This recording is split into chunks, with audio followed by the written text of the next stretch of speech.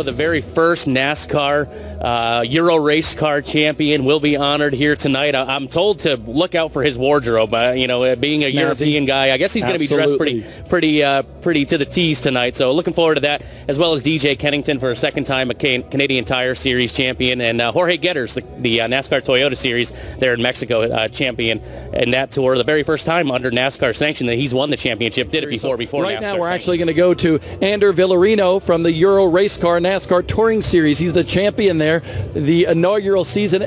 Great to see you, by the way. Bob Dillner, Duke Kenfield. All right, how does it feel, first of all, to be the inaugural champion of this series with NASCAR? Well, it's an incredible feeling, you know. There in Europe, the NASCAR is very known, but it's very exotic, and they really don't know all the rules, all the things that are all around NASCAR.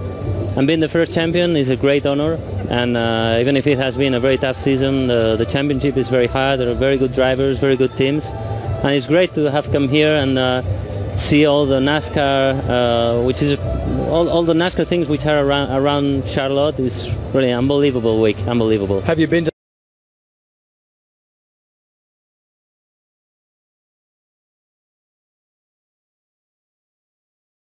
to have the car here?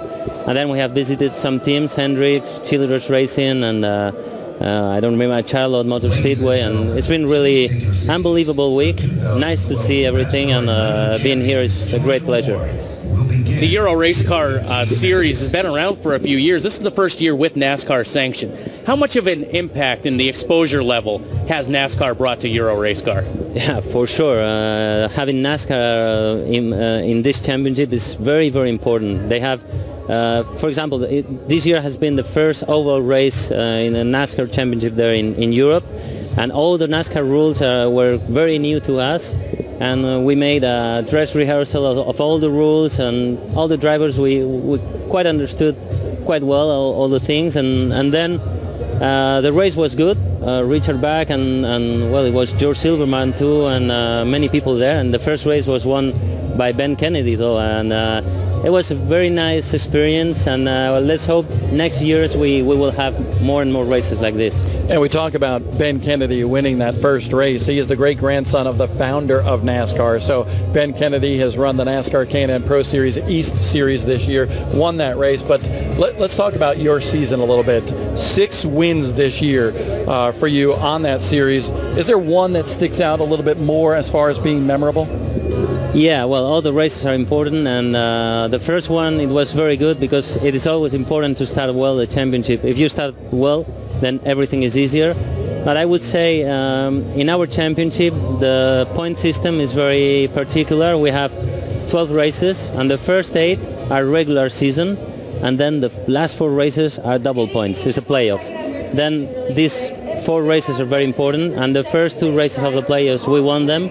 So the championship was almost decided there, and I would say the first one of the playoffs, Valencia, it was in Spain, it was Valencia circuit, so it was really great, and it was very funny to win there. You know, that's an interesting format, 4-race playoff.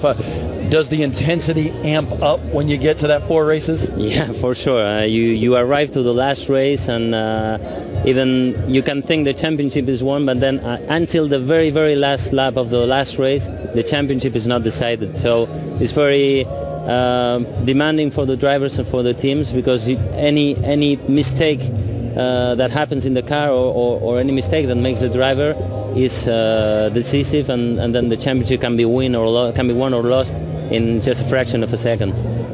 The schedule for Euro Race Car goes to some pretty historic racetracks, certainly Le Mans, Valencia, like you mentioned. But you did run some oval tracks. Just talk about the diversity of the schedule and just how rigorous of a schedule it is for you. Yeah, the first race is a normal track, it's a 2.5 mile track in Nogaro. Then we go to a short track, Brands Hatch. We made the short track of the short version of Brands Hatch. Then we went to Spa, very long track. You know, it's basically Formula 1 track, one of the most incredible tracks in Europe. And then we went to the oval track, and this oval track was really intense. It was a short track, and when Jerome told me we're going to organize a short track, oval, flat, then I went into the YouTube, into internet, and I checked oval, short track, flat, and it was Bowman Gray, the first thing I saw. Yeah. And when I saw all these things, my wife was telling me, "What are you going to do there? Everybody's fighting." But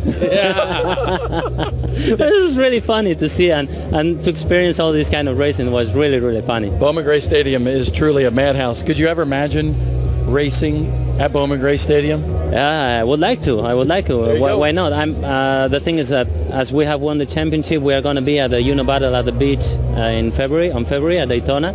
So it's going to be a very nice experience for me. I have a locked position, so it's going to be very nice. What are you racing there? Are you racing a late model? K&N car. Okay. Yeah, K&N car. Oh, that's going to be a blast, I'm sure, for you there. To race at Daytona, what does that mean? It's a dream come true, you know, for an European driver. Me, I've raced in Spa, as I've said, in many race venues from Formula One tracks, and I've even driven in Macau and Sao Paulo in Brazil.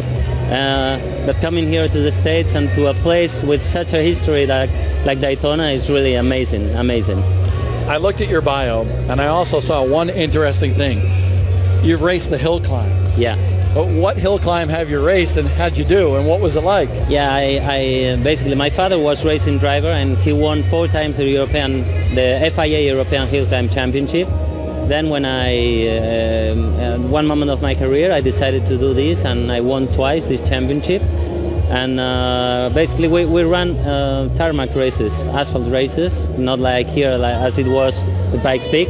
It was one of our dreams to come to the Pikes Peak, but really hill climb racing is very dangerous. I had some friends that died racing, and I decided to stop. And when I came back to circuit racing, there was this good opportunity to be in the EURO-RACECAR. Then it became NASCAR, so it was very, very good for us, and incredible to be in this family and this organization. You ready for your speech tonight? Yeah, why not? Are you going to use the teleprompter, or is it coming out of your heart? Both of them. Both, okay. Both of them, yeah, okay. Both of them. 10-4. Well, it was good seeing you.